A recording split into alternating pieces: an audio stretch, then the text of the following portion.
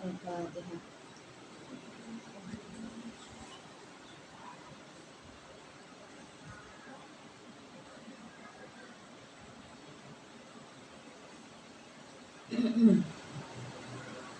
Sehat Mbak.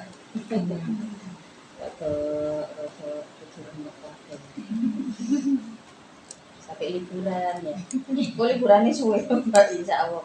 Soalnya tak marekno pisan kok cek gak libur gara-gara Pak Tukang, opo segala ini ya. Nggak lancar ya paling liburannya sih insyaallah 15 hari 2 minggu sowe ya. Nek seumpama libur oleh sak minggu pengen wis kepingin ngaji ya gak mustahil sama ngene.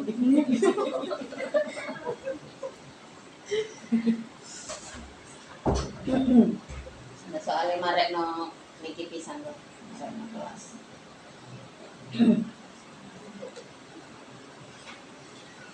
Libur ya libur aja enggak. Masih aku ya libur. Bismillahirrahmanirrahim. Kita sampai pada materi komitmen dan kontinuitas. Setelah kita kemarin belajar tentang, kita bahas tentang guru ya. Beberapa kali pertemuan kita bahas tentang guru dan kenapa kita butuh guru dan sebagainya. Nah, selanjutnya kita masuk pada pembahasan komitmen dan kontinuitas. Setelah di dalam berbuat itu kita sudah dapat ini apa sih yang tak sukai, yang kepingin tak lakukan.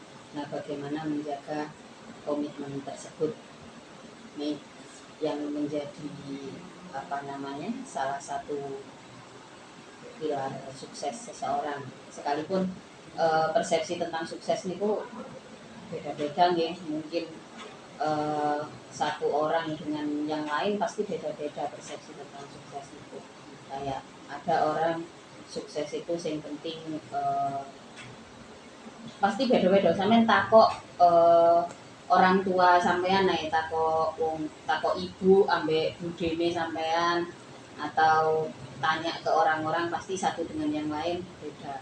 Ono sing misale Mas yo gak mangan sing penting kumpul. Yo ono ya sing ngene iku.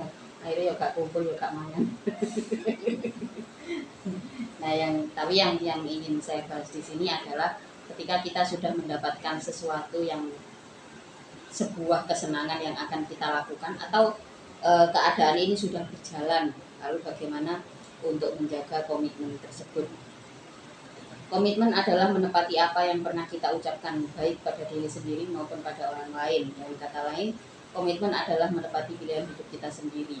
Nah, pilihan hidup urip niku kudu milih, Mbak. Soalnya awake dhewe niku menungso. Kan ngoten iki. Jadi kalau saya ceritakan Mbah Dah niku, ibuke Umi niku, kehidupannya juga milih. Jadi kalau ngeruntut ceritanya Mbah niku bener-bener menjalani hidup niku mboten pernah menyia-nyiakan pilihan yang ada. Padahal hitungannya tiang biyen. Begitu juga yang saya lihat di Umi. Ketika sudah mengambil sebuah keputusan untuk menjalani pilihan hidupnya, kan kadang-kadang ngeten. Garis besarnya komitmen gitu. Yang saya sampaikan di sini adalah menepati apa yang pernah kita ucapkan. Kadang-kadang kan sesuatu itu nyata kalau dinyatakan. Sebuah perasaan, sebuah keinginan itu nyata ketika dinyatakan. Kalau hanya disimpan itu kan namanya angan-angan, gitu kan? Biasanya kita pasti kalau pengen sebuah ide kita terwujud, paling tidak kita menyatakan keinginan itu misalkan lewat tulisan atau lewat teman sharing, gitu kan?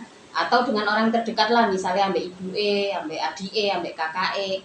Nah, biasanya memang ketika sudah dinyatakan, sudah diucapkan, ini istilahnya apa nggih? 40% kita sudah ngantongi 40% kesempatan untuk terwujud gitu. Jadi maka yang dimaksud dengan komitmen itu mewujudkan ya, atau jadi mewujudkan atas apa yang kita ucapkan. Jadi kayak misalkan kita pengen opo-opo, kalau hanya kita simpen di dalam angan-angan, ya wis hanya tersimpan di list, saya gak tahu.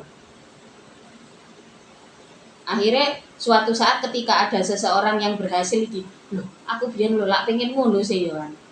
Ini kan pasti pernah, sampean saiki pasti sudah pernah mengalami hal itu nih. Jadi ini pentingnya kalau ada ide, ada apapun itu tuangkan, minimal ditulis. Ini sebagai pernyataan.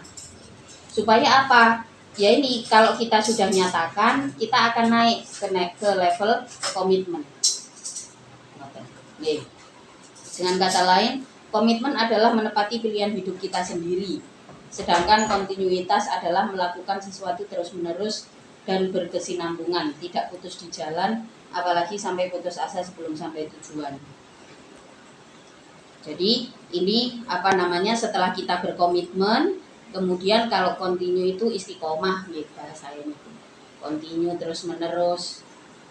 Komitmen dan kontinuitas adalah dua hal yang harus selalu diusahakan berapapun usia kita, sebuah cara untuk memaknai hidup dengan sungguh-sungguh, memaknai sabar dengan bentuk komitmen, dan mengisi rasa syukur dengan kontinuitas yang bermanfaat. Jadi kalau banyak orang ngomong sabar, kalau dapat ujian harus sabar, kalau dapat kenikmatan harus syukur. Yang saya pelajari dari Abi itu enggak gitu. Jadi Abi itu adalah orang yang selalu mencari celah syukur ketika ketika terdesak oleh keadaan mengharuskan sabar. Jadi bisa dibilang saya itu dididik dengan cara sabar dan syukur ini berdampingan, nggak dipisah-pisah. Mencari celah syukur ketika dalam kondisi harus sabar. Kan kondisi yang mengharuskan kita sabar ini kan biasanya pada saat kita terjepit, gitu. Tapi apa yang membuat kita bertahan sebenarnya? Yang bisa membuat kita bisa bertahan adalah sesuatu yang bisa mengantarkan kita pada rasa syukur di dalam hal apapun itu.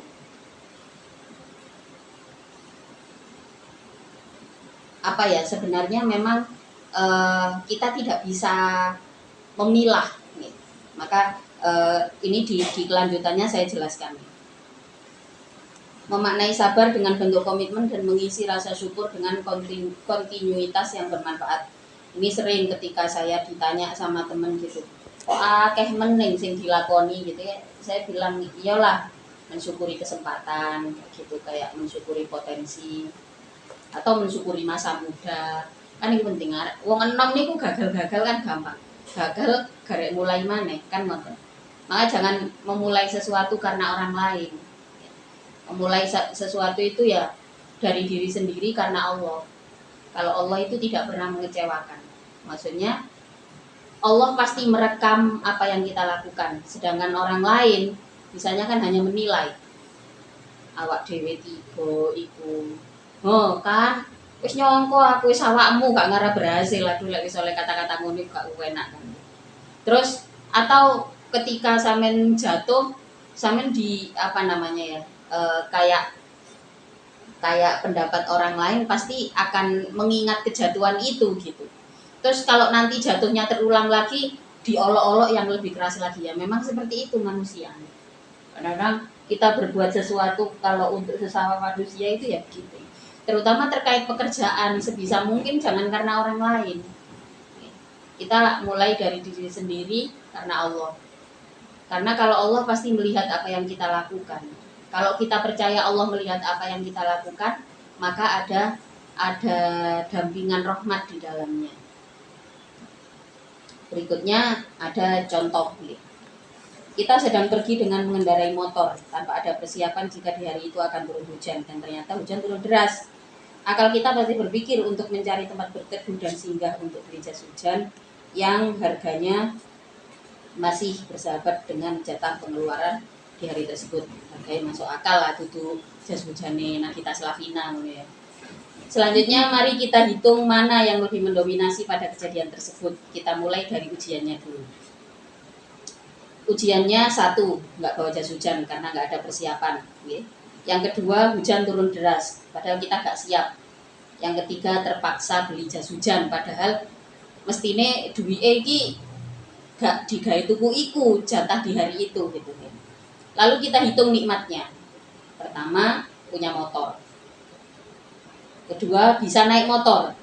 Yang ketiga, diberikan akal untuk bisa berteduh. Ada kadang-kadang orang yang tidak diberikan akal untuk berteduh, wis ditambo saya, atau mungkin karena memang keburu, maka tidak bisa berteduh. Wis masih udan-udan gitu tak tembo. Itu dulu saya waktu masih masih bisnis elektronik ya sama Gus itu berangkat kan habis ngaji pagi, habis ngaji Ibnu Akil itu berangkat naik motor. Belum punya mobil sendiri, Gus juga belum bisa nyetir mobil. Naik motor seret, tapi kan habis asar harus sudah sampai pondok ngaji sore itu dulu Fathul Qorib ya, ngaji Fathul Qorib. Jadi kalau misalkan musim hujan, ya hujan selalu diterjang karena nggak mungkin untuk berteduh, gak keburu jamnya. Yo kadang-kadang ambek gowo TV, kadang-kadang ambek gowo opo, tapi ya sempet dulu kayak terbersit gitu ya. Mana ya yang lebih penting, ngaji apa nyambut gawe ngoten. Tapi bener-bener yang waktu itu satu-satunya motivasi ya hanya karena waktu itu saya masih muda gitu. Saya sama Gus sama-sama masih muda gitu. Sing dipikir apa? Ya setelah dinikmati aja prosesnya meneh-meneh nek gawe cerita. Ya itu tok motivasine wis pokoknya seneng nglakoni iki ketika barang itu teko terus mari ngono iso diservis, iso didol atau ketika proses pas hujan segala macem. Nah, ini kembali lagi ke contoh ini nggih, kadang-kadang ada yang orang tidak punya kesempatan untuk berteduh, maka harus terus melaju gitu nih. Lalu kenikmatan yang berikutnya adalah ada peluang untuk beli jas hujan. Misalnya memang ada pedagang jas hujan kayak di Indonesia kan, nek musim hujan nang setiap berapa meter ono wong dodol jas hujan nggih nang pinggir-pinggir jalan itu. Terus yang terakhir hujan yang turun masih hujan air bukan hujan batu. Nah, di sini bisa kita lihat bahwa pada setiap cobaan itu pasti ada celah syukur. Nggih kan? Pasti ada. Untung bisa ditangani. Nah, kalau di dalam bahasa Jawa, bahasa Indonesia itu kan ada istilah untung gitu. Jadi kan yang namanya keberuntungan itu diantaranya yang dipercayai oleh orang-orang kita. Di antara keberuntungan itu masih tertolong pada saat datang sebuah ujian. Nggih kan? Misalnya ono arek cilik tiba nggih. Ya Allah, untung ono sing roh iku man kan gitu. Nggih kan? Nah, keberuntungan ini loh yang dinamakan dengan celah syukur. Dan ini selama perjalanan saya mendampingi Abi, itu selalu diingatkan ketika dalam kondisi benar-benar terjepit gitu nggih. Pas nanti proses sudah berjalan itu seringkali Abi sama Umi itu mengingatkan hal yang sama. Mengingatkan tentang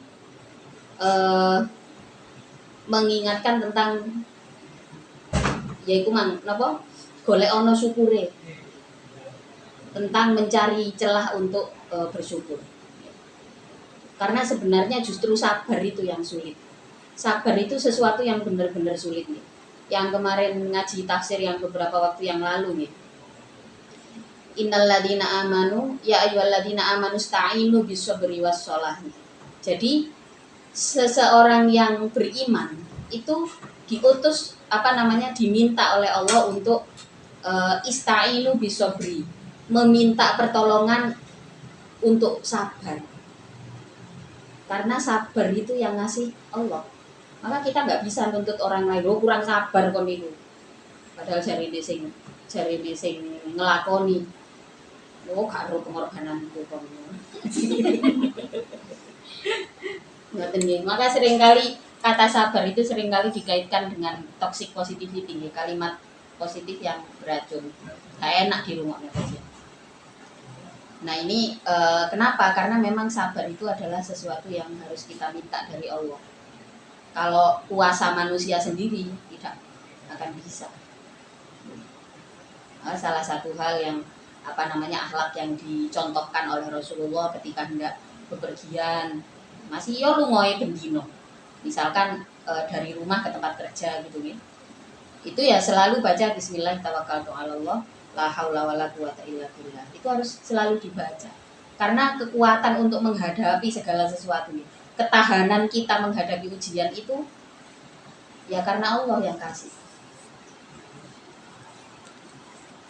Nah, kembali lagi di sini, sampai di sini mungkin kita bisa menemukan bahwa ujian yang diberi sebenarnya pasti sudah dalam kapasitas kesiapan kita. Niku bisa dipastikan. Gak usah nopo nggih, mboten usah ciptaane Gusti Allah nggih, ciptaane menungso ae iki. Ciptaane menungso ae game misale. Game itu kan rintangannya ya sesuai level. Nggih kan? Sampeyan seneng main game tak gak? Jadi game itu kan pasti sesuai dengan levelnya nggih. Kok nek si level awal ya otomatis rintangannya kan gak angel-angel karena kesiapan mental kita belum sampai segitu. Gitu. Nah, si desainer gamenya atau game makernya ini sudah menciptakan sebuah rintangan-rintangan yang nantinya disesuaikan juga dengan bonus-bonus senjata yang sudah disiapkan, kan ngoten nilai game. Nah, sama halnya dengan kita dalam kehidupan sehari-hari. Pada dasarnya kesiapan kita menghadapi ujian itu Allah yang kasih bonus. Mesti Allah sing kei bonus. Misalnya, maka kesiapan antar satu orang dengan yang lain itu tidak mungkin sama. Saya waktu menghadapi kehilangan Abi sama Umi, ada beberapa orang takziah itu yang kalimatnya benar-benar nempel gitu di kepala saya gitu. Dan beliau ini orang-orang yang dulunya dekat sama Umi. Itu daunnya gini kayak bubat plosong ya. Bubat itu daunnya gini. Wis ning gak popo. Iki berarti sing ditinggal. Iki berarti sing ditinggal yo podo istimewae. Soale pasti sudah diberi kesiapan untuk kehilangan orang seistimewa Abi sama Umi. Iki nempel rasane bismillah amin ya tak amin ngoten. Tapi kalimat ini penting ya pada saat di saat seperti itu menjadi sangat penting gitu. Yo ono yo sing nyumpahi wis kene wis kelangan disumpah-sumpahi yo ono ae nggih. Jenenge wong sing tak sih iku ewonan wong teko. Jadi nah kembali lagi banyak orang-orang hebat yang takziah pada saat meninggalnya Abi sama Umi itu memang tidak menyangka karena Abi sama Umi bukan dikenal sebagai kiai atau bunyai yang sakit-sakitan gitu nih. Yang dikenal oleh orang-orang bahwa Abi sama Umi ini orang yang kuat, maksudnya kuat secara fisik, nggak pernah denger berita atau nggak pernah kok ngundang Abi sama Umi ini dalam kondisi pakai kursi roda gitu kan hampir mboten nate.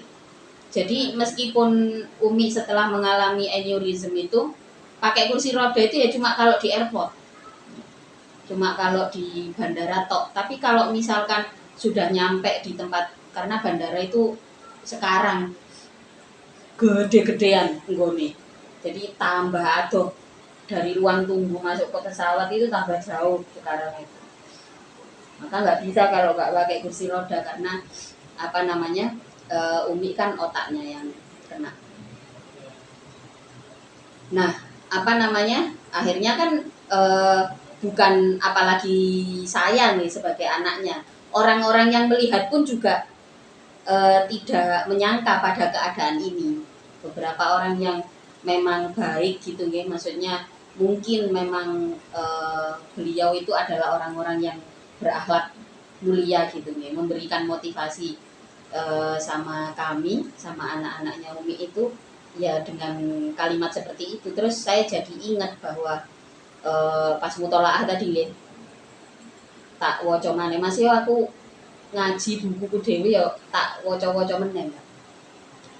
Soalnya kadang-kadang lali aku njupuke teko ndi ngoten.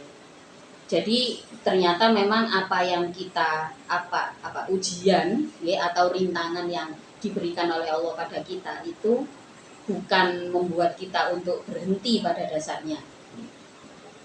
Tapi di situ memang ujian itu diberikan supaya kita bisa naik ke level berikutnya. Biasanya like game kan ngoten nggih. Terus kemudian selanjutnya itu artinya selalu ada titik syukur di antara ujian. Iki penting. Iki sampean cekeli, sampean calon ibu nih. Wong wedok niku kadang-kadang ujian niku gak abote ku gak teko dhek dhewe. Kadang kalau misalkan sampean tipe orang sing komunikasi ambek sapa-sapa lancar. Kadang-kadang ujian itu justru datang dari omongan orang lain. Ini banyak sekali. Mungkin sampean juga sering melihat ya, di masyarakat kita. Jenenge tonggo iku gak tonggo lah kadang-kadang ya keluarga dhewe nyambangi wong babaran lho. Apa jenenge sesar ta normal ngono iku ya dadi masalah. Wong masih sesar gak melok mandani lho ngono ya melok komentar. Jadi kan ngoten nggih. Jadi kadang-kadang perempuan itu yang berat menghadapi omongan orang lain memang. Nah itu apakah kemudian omongan-omongan itu sepenuhnya kita yang bisa menghadapi? Boten. Itu semuanya adalah bukti kebesaran Allah. Allah pengen membentuk diri kita, pengen membentuk kita. Nek boten dipasrahno nang Gusti Allah ya angel. Maka banyak-banyak baca Al-Qur'an menjelang tidur, banyak-banyak baca Al-Qur'an.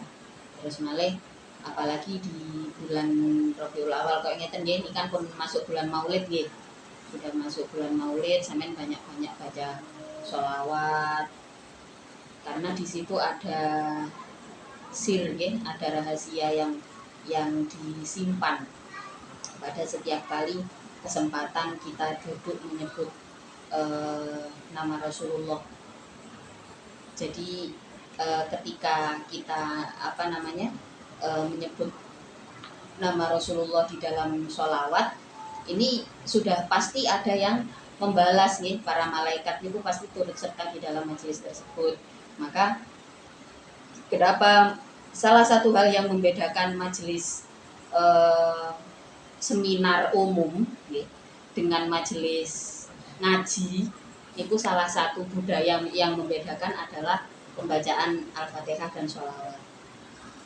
Kenapa? Karena di situ kan pasti disertakan nih seluruh umat Muhammad gitu nggih, kemudian keluarga dan seterusnya supaya juga dapat juga rahmat pada majelis tersebut. Di pada bulan-bulan seperti ini. Karena manusia itu kalau sebenarnya kan untuk bisa berkomitmen menjalani apa yang dipilih niku mboten mudah, mboten gampang. Pasti ada kendala-kendala yang datang. Jadi untuk bisa mencapai komitmen dan kontinuitas yang tepat diperlukan adanya rutinitas untuk menyelesaikan segala tugas. Yang pertama menyelesaikan tugas harian.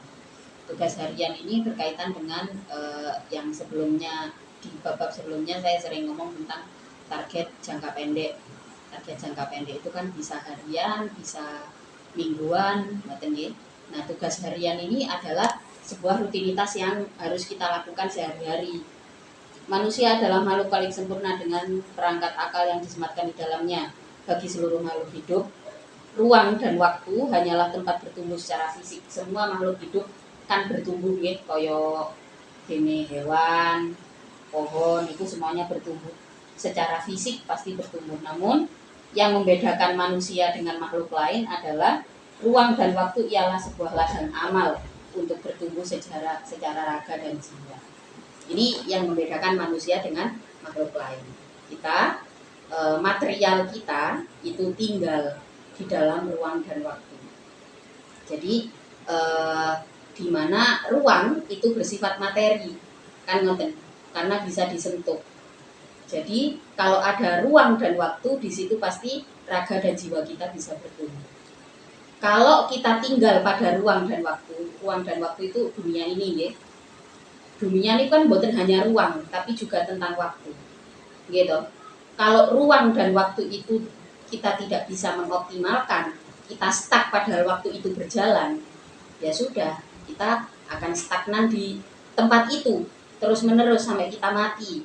Maka Rasulullah mengatakan manusia yang paling baik, ya, mantola umruhu wa hasuna amaluhu, seseorang yang panjang umurnya dan baik amalnya. Amalnya itu baik. Artinya nopo? Orang itu bisa dikatakan beramal baik kalau dia beramal. Kalau nggak ngapa-ngapain ya bukan beramal namanya. Ada loh orang yang begitu nih.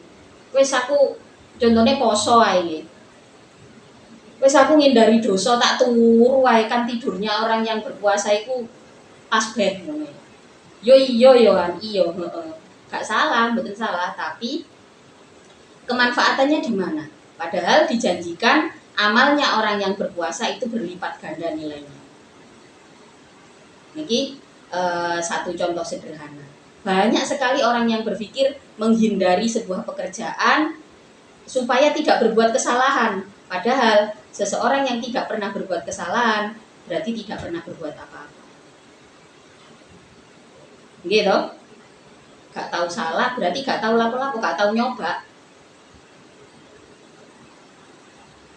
Di sini mungkin kita bisa lihat pada diri kita sendiri ya, mulai dari kita kecil gitu. Kalau misalkan kita nggak nyoba untuk latihan makan misalnya, latihan makan kok sama orang tua diingatkan, nak pakai tangan kanan. Nah kita waktu kecil nggak tahu iki wis pokoknya tangan dia yang penting kayak mana. Kita nggak akan tahu kalau makan itu nggak boleh pakai tangan kiri kalau kita nggak coba makan. Karena kalau kita nggak ada yang mengingatkan. Maka ya itu tadi, kalau kita nggak ada kesalahan berarti nggak ada amal. Nggak ada kesalahan berarti nggak ada amal, karena nggak mungkin itu. Dan itu sesuatu yang buruk, gitu. Sesuatu yang buruk.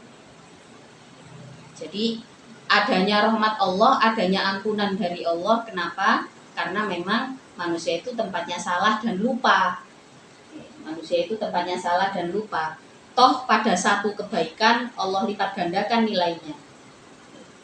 Kembali lagi yang pernah saya sampaikan bahwasanya setiap hari kita itu berpeluang pada dua hal, berpeluang pada pahala dan dosa.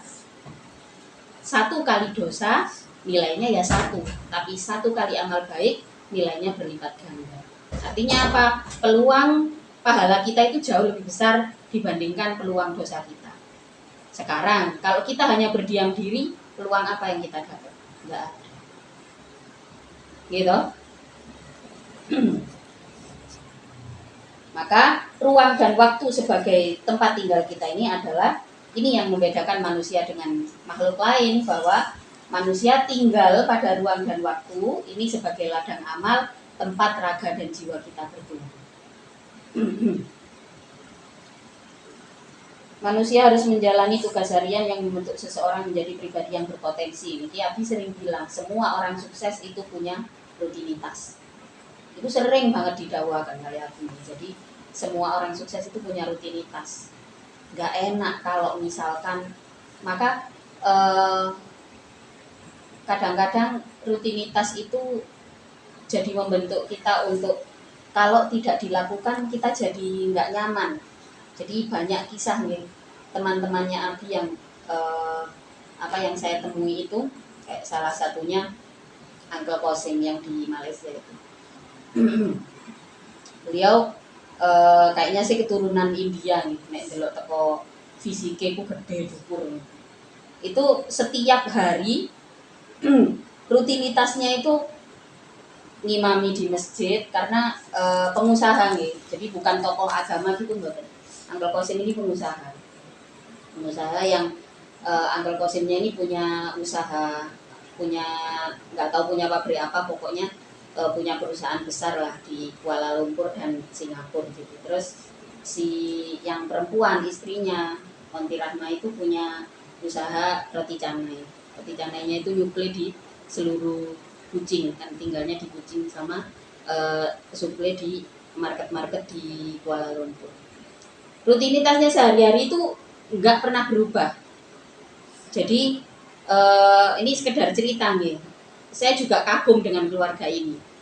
Jadi Uncle Kosim itu tiap subuh itu ngimami di masjid. Nek nang kene nek wong kene kan paling ngimami nang masjid ya sepeda motoran atau sepedaan ngoten nggih. Iki gak sing digawa niku mobil sedan Lexus sing sport niku lho. Iku gawe ngimami nang masjid. Imam masjid cek kerene ngono. Budal sret nang masjid. Mantun nyong salat ngimami subuh pulang langsung gawe apron. Apron dipakai napa? Masak gawe ibuke. Ibuke tasih enten pun sepuh ibuke. Masak, jadi beliau sendiri karena ibunya ini nggak mau makan kalau nggak masakannya beliau gitu. Jadi nggak kok beliau ini nyuruh istrinya mboten. Bener-bener pulang dari masjid dengan gagahnya pakai mobil sport niku nggih. Nyampe rumah pakai apron masak. Masak buat ibunya, masaknya pasti dilebihin. Habis masak, selesai masak enggak kok ditaruh terus ditutup mboten. Makanan itu diantar ke ibunya, disuapin untuk sarapan. Karena udah sepuh banget ibunya. Disuapin, habis sarapan, selesai sarapan, lebihan masakannya itu biasanya disuruh makan sama pembantu-pembantunya gitu. Ada beberapa, kalau pembantunya itu ada yang ya orang sana asli, orang Melayu sama orang Filipin. Wes ku dikongkon mangan wis entekno. Kok awane iku disiapno maneh. Terus udah apron dilepas, sarapan sama keluarganya sendiri, habis itu berangkat kerja. Atau biasanya keliling. Nah kalau keliling itu pakai mobil kayak di sini tuh apa Rubicon itu loh, mobil jeep yang harganya 3M itu loh. Niku tapi diisi penuh gula, beras, minyak. Jadi nanti kalau di jalan-jalan beliau ketemu sama orang yang nggak mampu itu langsung dikasih, tapi nggak bawa kamera, nggak kayak yang di konten-konten. Langsung dikasih gitu. Jadi rutinitas ini beliau lakukan benar-benar setiap hari itu masak buat ibunya langsung disuapin.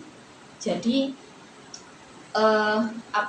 rutinitas ini yang pada akhirnya memberikan berkah tersendiri di dalam hidup beliau gitu. Ini menjadi pengalaman yang luar biasa buat saya yang pernah nginep beberapa hari di rumah beliau gitu. Dan kalau orang Malaysia itu kaya, biasanya sugih temen karena di sana kan kerajaan loh.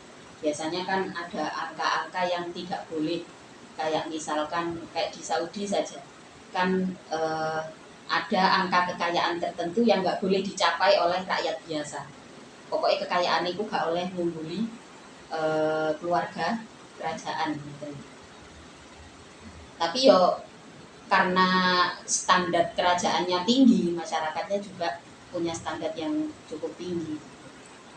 Nah kembali lagi ke kenapa jadinya pengajian Kiwong bahwa selagi kita masih tinggal pada ruang dan waktu yang disebut dengan dunia ini, maka jiwa dan raga kita harus bertumbuh dengan baik. Kita nggak boleh stagnan di situ, Tertakdir menjadi muslim tentu saja menjadikan kita sudah mengenal kesibukan berbuat dan mengabdi sejak kecil. Jadi maklum ya. Jadi kita orang Islam, kita tahu harus ngapain sebagai seorang muslim, ya sholat, ya berbuat baik kan ngoten nggih. Sholat 5 waktu dari pagi buta hingga malam hari merupakan kewajiban. Sholat juga memiliki berbagai manfaat sesuai kematangan usia maupun pribadi dalam keseharian kita sebagai hamba Allah. Manfaat sholat sampean pada saat kecil dengan sekarang tentu sudah jauh berbeda. Nggih kan? Sampean saiki lek gurung sholat ono gelisah-gelisahe.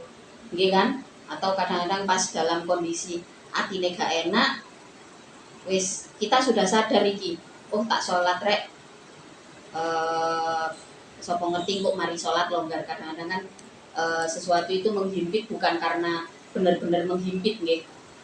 Tapi karena respon kita saja yang sempit kan ngoten. Nah seringkali saya ini pengalaman pribadi dengan sholat gitu. Jadi biasanya kalau saya bepergian terus ada peluang untuk sholat jamak takdim ini, tapi tak abaikan. Nah ini biasanya waktunya jadi cendek, jadi sempit. Koyok, loh kok mau wis jam sakmene.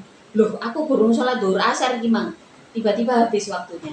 Tapi kalau ketika datang tiba waktu jamak takdim gitu, misalkan duhur, waktunya duhur sudah tiba, terus wis ayo wis salate takdim ae. Biasane lho waktune koyok dadi dawa. Nah, ini karena kelonggaran respon kita terhadap waktu yang kita tinggali itu tadi. Maka saya katakan di sini pengalaman dengan sholat pasti berbeda, dari usia ke usia pasti berbeda. Yang penting nggak diabaikan, karena ada banyak sekali yang bahkan dulunya di pondok terus jadi mengabaikan waktu sholat, ini banyak sekali. Lumayan nek misalkan si sadar kodok, kadang-kadang kodok lo yoga wis. Mbu salate mungkin yo nek salat Jumat nang masjid tok ngono iku. Ironisnya lagi kadang-kadang yo wis nek oh ini yang sering terjadi itu biasanya kalau buber ya. Buber terus waktu maghrib kelewatan. Nah, ini sering ini. Nah, padahal kita dengan meluangkan sedikit saja waktu sholat, kita sebenarnya nggak rugi apa-apa. Saat masih anak-anak, sholat bisa menjadi sarana yang baik untuk melatih kedisiplinan dan komitmen. Saat remaja, sholat akan menjadi sarana latihan untuk bisa sejenak fokus sebelum nantinya kembali pada obsesi remaja yang kebanyakan masih labil. Ini kalau usia remaja. Jadi kalau punya anak remaja, punya anak usia teenager gitu ya, ini jangan sampai lepas kontrol sholatnya. Jangan sampai lepas kontrol sholatnya. Kalau misalkan dulu sampai pas usia remaja itu pernah lepas kontrol sholatnya, ini ya kalau inget apa yang diinget sekarang dikodoi nggak apa-apa. Kodok itu memang tidak bisa menembel dosanya, tapi bisa menembel waktu sholat yang kita tinggalkan. Maka tarikus sholat itu tetap nggak boleh, ya. Meskipun opo kan wis tak kodoi, ya, kecuali memang udzur ya. Karena kalau kayak misalkan gini, sampean sudah niat takhir ya, niat sholat takhir, terus kemudian ternyata mens gitu nggih udzur. Nah, berarti kan sampean punya hutang 2 waktu sholat. Misalkan duhur asar gitu ya, berarti sampean kan punya hutang duhur asar karena kan belum sholat. Nah, kalau keadaan seperti ini bagaimana? Ya sampean nggak kedapatan dosa tarikus sholat, paham ya? Sampean nggak mendapati dosa tarikus sholat, tapi memang ketentuannya wajib kok. Nah, yang dikatakan tarikus sholat itu yang memang nggak ada udzur apa-apa, nggak ada udzur syar'i, nggak ada udzur secara syariat, betul enten udzur. Tapi di situ meninggalkan sholat karena teledor waktu, dosanya tetap kita kita kedapatan dosa. Lah terus nembel sholat, ya nembel waktu sholat yang ditinggalkan, tapi dosanya tetap dapat, tetap ada. Nah ini pentingnya mengawasi sholat anak-anak di usia remaja. Kadang-kadang kan obsesi remaja itu masih gitu nggih, dan lagi kan belum terlalu sadar sebenarnya untuk kesadaran ibadahnya itu kan masih agak kurang gitu nggih kalau teenager itu biasanya, kecuali memang lingkungannya lingkungan yang selalu mengingatkan gitu. Manfaatnya untuk anak-anak remaja apa? Setidaknya setelah dia mencolot rono rene nggih dengan obsesi remajanya sing masih masih berapi-api, masih dengan semangat tinggi gitu, setidaknya bisa sejenak fokus pada diri sendiri. Sholatnya kan fokusnya ke kita hanya kita kalau bisa kita merasa bahwa kita melihat Allah, tapi minimal kalau nggak bisa kita merasa bahwa Allah memperhatikan kita. Kan ngonten ya, mungkin ini akan sangat-sangat baik untuk perkembangan emosional anak-anak remaja. Ini manfaatnya sholat untuk remaja. Jadi paling tidak diajak fokus yang benar-benar di situ nggak ada mainan apa-apa, nggak ada interaksi dengan orang lain, nggak ada ngobrol dengan temen, benar-benar diajak sholat. Kemudian bagi yang telah dewasa, sholat akan menjadi meditasi paling damai di antara seluruh kegiatan harian yang harus diselesaikan. Nah, gila wis dewasa. Gak kok aku koyo umumnya wong-wong dulu rajine rek sholat iku paling ono masalah. Padahal sholat 5 waktu itu ya minimal sih, wong Islam itu kan minimal ya sholatnya 5 waktu kan. masih gak sholat sunnah gak apa-apa. Normalnya wong wedok nggih. Wong wedok niku masih ya sholat sunnah rawatib iku gak sepiro. Sakjane mboten napa-napa, sing penting sholat wajib, poso Ramadan, terus kemudian ada komunikasi yang baik dengan suami niku wis jarine dijamin surga. Ini kan ngoten tengene hadis nggih. Wis oleh masuk surga dari pintu manapun. Karena memang ya rajin gak rajin nek kita sudah menyatakan Islam, menyatakan iman, ya harus sholat kan. Sholat juga memiliki pesan penting dalam hal prioritasnya sebagai ibadah wajib bagi umat Islam. Ya, seperti yang ada di dalam Al-Quran. Di dalam Al-Quran juga disebutkan innalladzina amanu yuqimus shalah ya. Pasti yang pertama kali disebutkan orang-orang yang beriman itu adalah mereka yang mendirikan sholat. Jadi sholat ini adalah sesuatu yang sangat penting. Jadi ya kalau cari pasangan kita yang pertama kali ditanyakan ya tentu saja sholatnya. Apakah karena biasanya akidah di dalam sholat ini yang menjadi penentu mungkin. Kalau sampean menyatakan sebagai seorang muslim yang taat, tentu saja sholat ini menjadi sesuatu yang sangat penting untuk menjadi pegangan hidup. Jadi sholat ini kan panggilan Gusti Allah sedina ping 5. Kalau kita sudah menyatakan iman, kita sudah menyatakan Islam, berarti harus memegang teguh waktu-waktu sholat tersebut. Ialah mengenai prioritas yang wajib sebelum hal lain yang penting sekalipun. Membuat jadwal per jam tentu akan sangat membantu dalam kelangsungan tugas harian. Kan niki wau menyelesaikan tugas harian nih sebagai seorang muslim, tentu saja salah satu tugas hariannya adalah sholat. Sholat ini merupakan cara Allah untuk mendidik kita memahami waktu yang kita tinggal ini wau nih sebagai makhluk material kan gitu. Di dalam ilmu logika itu disebutkan semua yang bersifat materi itu tinggal di dalam ruang dan waktu dan gitu. Dimana ruang dan waktu seperti halnya ruang dan waktu itu pasti berakhir, maka semua yang bersifat materi pasti berakhir. Dan, teori dasare kan kayak gitu. Terus selanjutnya terkait hal tersebut maka akan baik bagi seseorang yang baru mulai bekerja untuk membangun kedisiplinan diri dari bekerja dengan orang lain. Jadi kalau sering menyampaikan. Jadi memulai kedisiplinan dengan terserah nih, tapi memang belajar pelayanan, belajar pelayanan kan bahasa Arabnya khidmah. Makanya nopo teng pondok niku enten istilah khidmah. Khidmah niku arti harfiahnya adalah pelayanan. Nah kalau kita berbicara tentang passion, ada seorang pakar niku yang mengatakan bahwa manusia itu nggak mungkin nggak punya passion. Jadi kok wong ngomong, aku mau melakoni ini. Sampai orang-orang berhasil di zaman sekarang itu beberapa dari mereka, terutama yang millennials itu kelahiran kayak saya 80-an.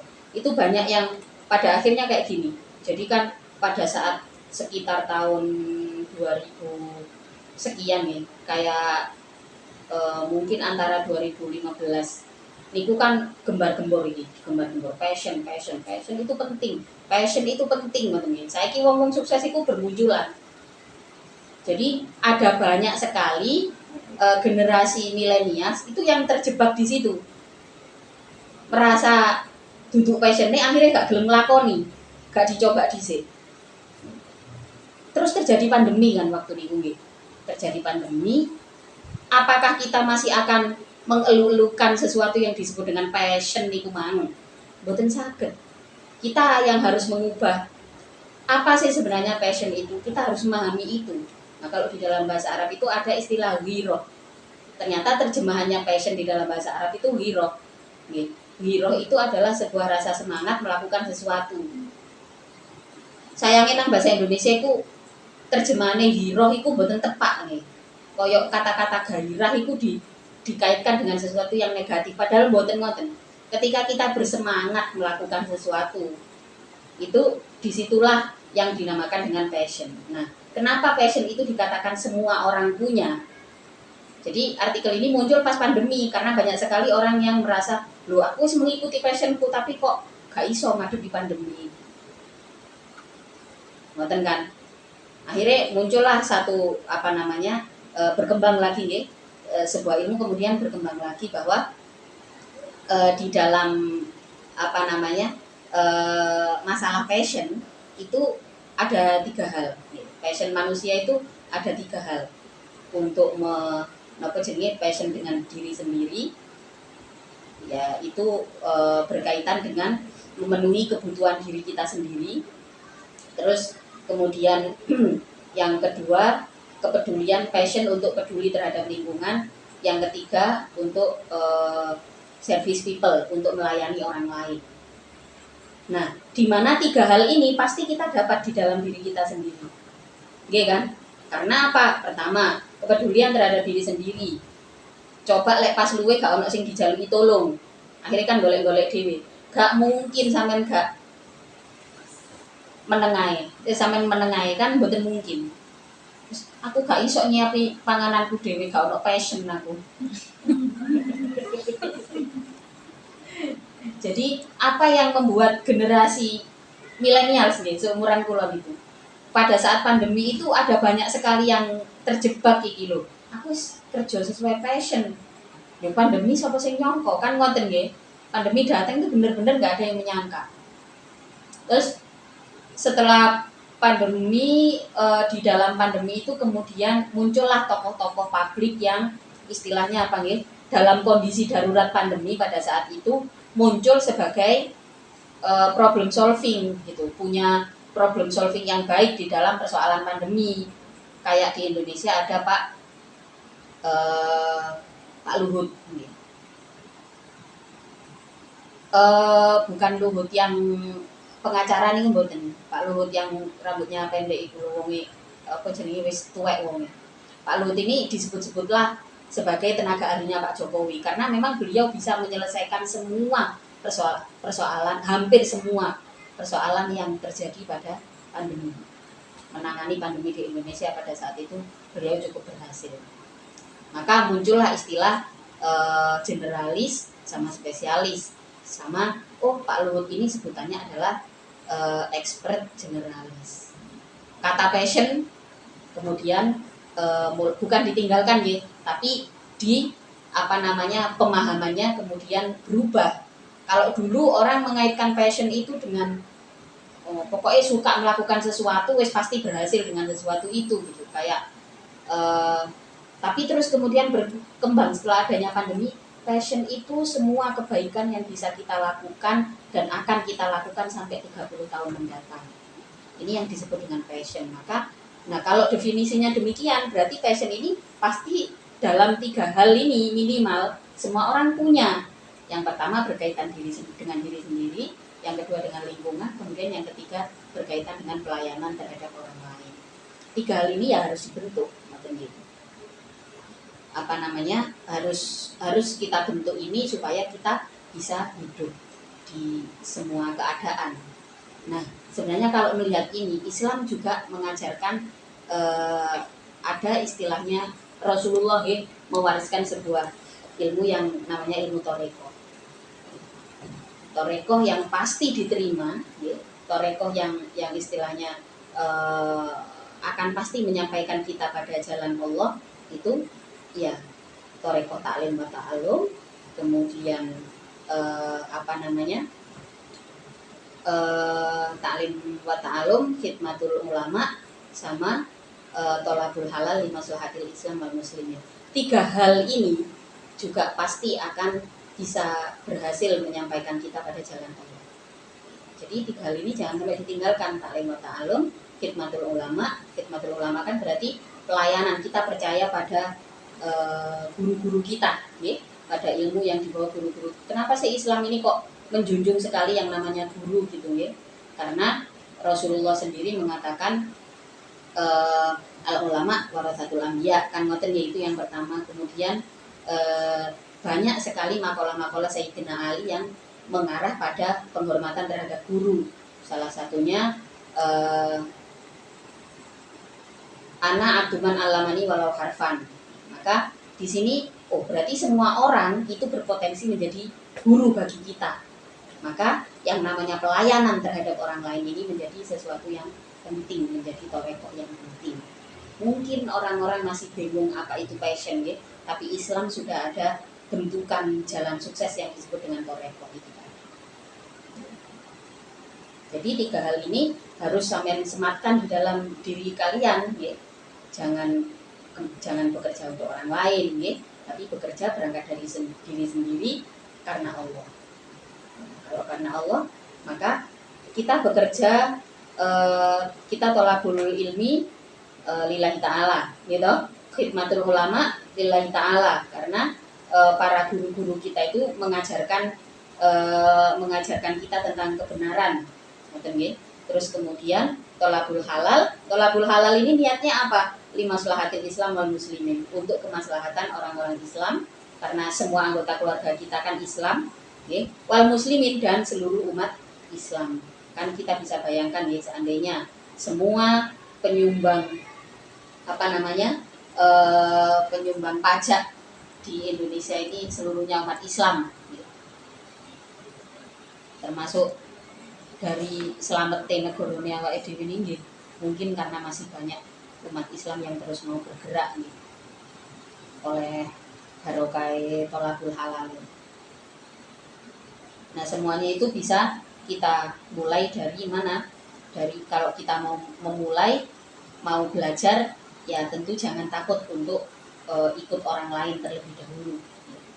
Jadi itu nggak masalah, sama sekali nggak masalah, karena saya juga memulai semuanya bukan dengan diri saya sendiri ya. Saya selalu, kalau saya memahami betul saya tidak bisa mengambil keputusan, berarti saya harus bekerja dengan orang lain.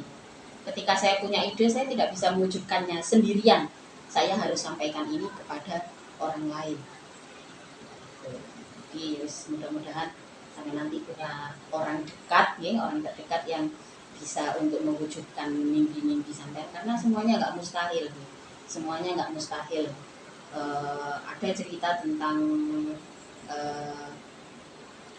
HR Rasuna Said, kalau sampean pernah dengar Hajar Raden Rasuna Said ini, beliau salah satu pendiri Madrasah Diniyah Putri di Indonesia.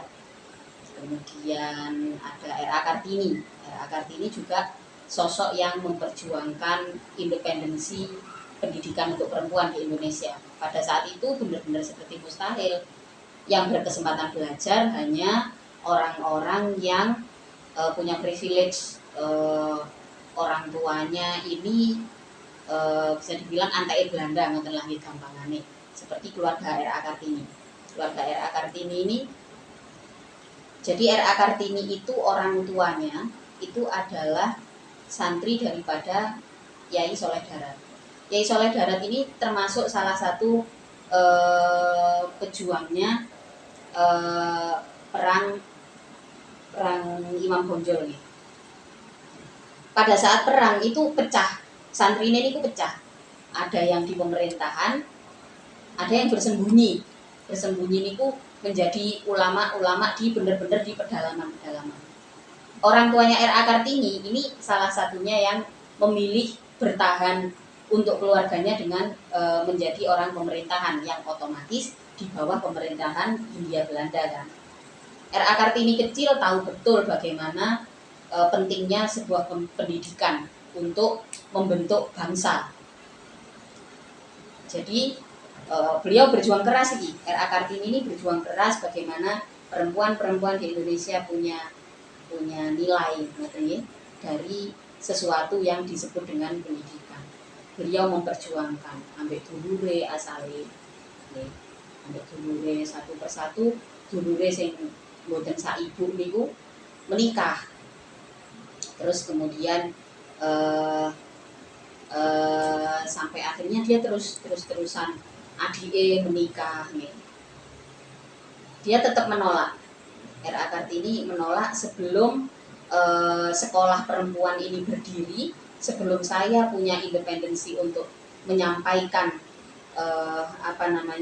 menyampaikan hal-hal yang perlu disampaikan, sebelum dia benar-benar sampai pada apa yang diinginkan itu nggak mau menikah sampai akhirnya kalau zaman dulu kan kayak perempuan umur 20-an itu pun dikatakan dewasa nih, cukup dewasa untuk menikah. Apalagi di zaman sulit pada saat itu kematangannya juga lebih matang daripada perempuan usia 20-an zaman sekarang gitu. Karena kondisinya sulit. Kartini menikah dan ternyata apa yang dipikirkan, semua buah pikirannya suaminya ini bisa membantu untuk mewujudkan. Jadi kalau kalian pernah dengar R.A. Kartini ini bukan istri pertama. R.A. Kartini ini tapi apa jenenge mboten kok dia menikah dengan laki-laki yang sudah beristri, mboten, tapi istrinya sudah meninggal. Jadi Bupati Rembang ini istrinya sudah meninggal, tapi sebelum meninggal berpesan kalau bisa temui seorang perempuan yang bernama Kartini. Saya membaca banyak sekali tulisan-tulisannya dan saya kagum dengan sosok ini. Akhirnya dicarilah Kartini. Ternyata apa yang dipikirkan yang sing maune gak kepikir deh, sampai akhirnya terwujud. Tidak hanya Kartini, adiknya R.A. Kardina itu juga mendirikan sebuah rumah sakit di Tegal. Berhasil. Kalau R.A. Kardina itu punya yang pertama kali di Indonesia menulis buku tentang resep-resep masakan Nusantara, itu R.A. Kardina itu. Terus kalau kakaknya yang laki-laki Sosro Kartono ini adalah sosok kakak laki-laki yang memang mampu menjadi tempat aspirasi adik-adiknya karena pinter-pinter Kartini saat dulu. Memang biasanya kalau perempuan pinter itu ujiannya lebih gede timbangannya sing goblok. Nah biasanya makanya gak usah heran ya nopo banyak sekali kisah-kisah tragis ya tentang perempuan yang memiliki banyak sekali aspirasi kemanusiaan itu wakeh ceritanya dan akeh sing tragis karena nggih ngoten itu. Tapi sampean gak usah wedi nggih. Sampeyan gak usah wedi dadi wong wedok pinter dadi apa? Ya dadi wong wedok ae kate dadi apa ya. Tapi zaman sekarang kan sudah jauh lebih baik di kondisinya. Ternyata apa yang diinginkan balik mana? Apa hubungannya ambek iku mang gitu. Tadi kan saya menyampaikan apa yang ingin saya mencapai, napa jenenge? Nyatakan, nggih. Nyatakan kemudian sampean punya komitmen untuk terus-menerus melakukan ini dengan istiqomah ngoten. Nah, ini kaitannya adalah ternyata di masa itu R.A. Kartini juga bertemu loh dengan partner yang bisa untuk mewujudkan impian-impian beliau. Tapi R.A. Kartini ini umurnya betul dulu. Jadi mari lahiran anak pertama di usia 25 beliau meninggal. Terus mimpi-mimpinya tapi sudah dipegang. Beliau kan kalau sampean tahu cerita R.A. Kartini nih Bu. R.A. Kartini itu kan orangnya mungkin zaman saiki niku senang bersosialisasi gitu. Tapi kan zaman biyen ya korespondensi lewat surat. Koncone akeh. Aspirasinya itu sebelum beliau wafat sudah diwujudkan di mana? Di Bandung oleh Dewi Sartika. Dewi Sartika itu temannya R.A. Kartini, teman korespondensinya. Kalau enggak temannya R.A. Kartini, temannya yang adiknya Kardina itu sudah diwujudkan. Kemudian bermunculanlah sekolah-sekolah perempuan sampai akhirnya kita, generasi kita saiki wis gak kangelan di sekolah lanang wedok. Bahkan di Indonesia ini akhirnya menjadi negara dengan SDM perempuan terbesar di dunia. Jadi posisi pekerjaan laki-laki dan perempuan itu hampir sama di Indonesia. Dan ini juga pada zaman itu opo ya mungkin bahkan sampai zaman saiki kadang-kadang awake dhewe ya sik terjebak pada pikiran itu karena memang patriarki sistem ini kuat menduduki negara ya awake dhewe ini kuat karena negara kita ini dulunya kan kerajaan. Jadi sistem patriarki di mana laki-laki memimpin itu memang kuat sekali. Jadi jadi wong wedok pinter sampean gak usah wedi. Kesetaraan laki-laki dan perempuan itu tidak akan pernah bisa dicapai, mboten enten. Karena memang dibuat demikian. Tapi kesetaraan laki-laki dan perempuan itu ada dan bisa dicapai di mana? Di dalam masalah ilmu pengetahuan dan pemilikan harta benda. Itu padha ae kae, lanang ambek wedok tergantung rezekine kan. Jadi apa kembali lagi ya, jangan takut nih, gak usah kepehno sampean wedok, gak usah takut untuk memulai sesuatu. Apa sing sampean pikir, nyatakan itu minimal dengan list ya, ada tulisan ngoten yang nantinya bisa sampai sampaikan ke orang lain, kemudian berkomitmen di dalamnya, istiqomah menjalani tugas harian, ngoten insya Allah nanti pasti ada hasilnya, pasti ada hasilnya.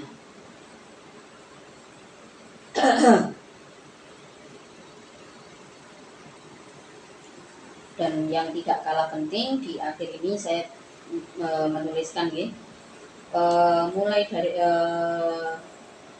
mulai dari kemanfaatan waktu tiap menit, cara kerja tim, data administrasi, target jangka panjang dan target jangka pendek.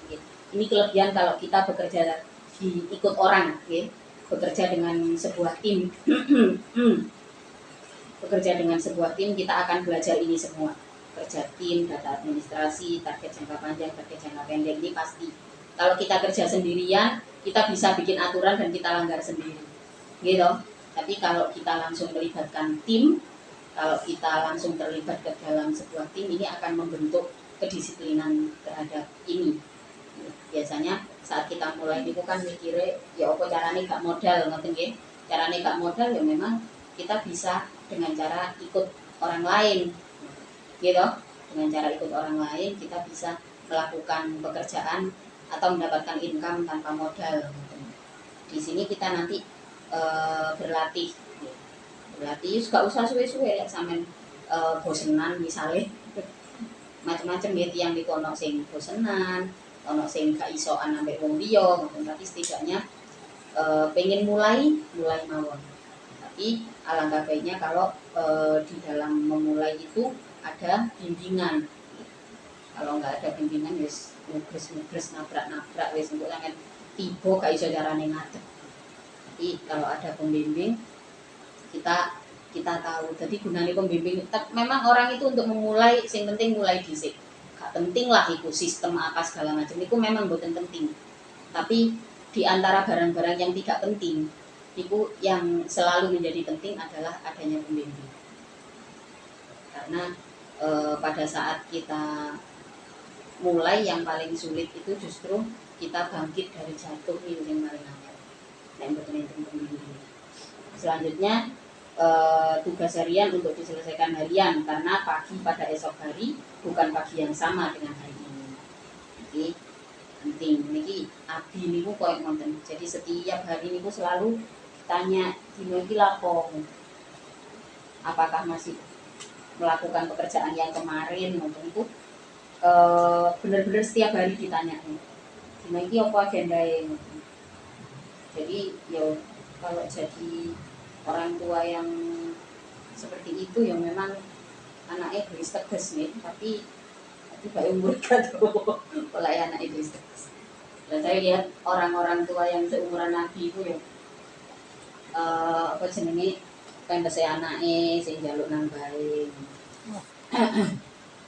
Pun Allahu a'lam bishawab. Al-Fatihah.